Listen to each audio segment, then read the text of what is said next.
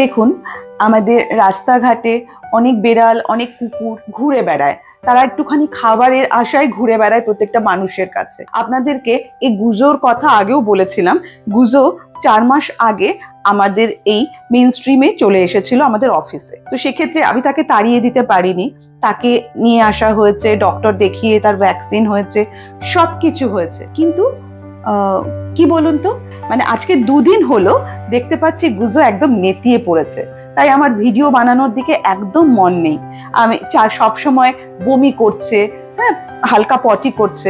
আমি ডাক্তার সবসময় দেখাই, কিন্তু এই 2 দিন ধরে দেখছি একেবারেই নেতিয়ে পড়ে আছে, কোনো কিছুতে তার মন নেই।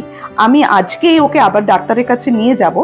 আমার বক্তব্য একটাই, এই ছোট্ট ছোট্ট কুকুর বলুন, বেড়াল বলুন, দুটো আদরের আশায়, দুটো খাবারের আশায় আমাদের কাছে আসে। অনেকেই আছেন যারা তাদেরকে তাড়িয়ে দেন, দুটো খাবারও দিতে পারেন না।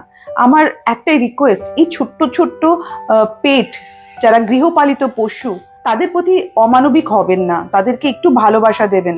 আর যদি পারেন খাবার দাবারগুলো, এখন কি হয়েছে, ডাস্টবিনে খাবার আমরা ফেলে দিই, রাস্তায় তো ফেলা হয় না। তাই এই বাইরের যারা কুকুর বেড়াল তারা খাবার পায় না, তো তাদের জন্য একটু খাবারের ব্যবস্থা করলে ভালো হয়। আর সব থেকে বড় জিনিস এখন যেটা বেড়ালদের হচ্ছে, পার্বো ভাইরাস, সেটা মারাত্মক একটা আকার ধারণ করেছে। আমি চাই না আমার গুজোর সেটা হোক, আমি চাই আমার গুজো আবার সুস্থ হয়ে যাবে। আজকের ভিডিওটা শেষ করে আমি তাকে ডাক্তারবাবুর কাছে নিয়ে যাব।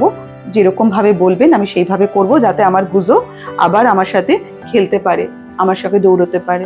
একেবারে খারাপ অবস্থা হয়ে গেছে। যাই হোক, আপনারা একটু সজাগ থাকবেন, দয়ালু হবেন, একটু মানবিক হবেন রাস্তার কুকুর বেড়ালের ওপর।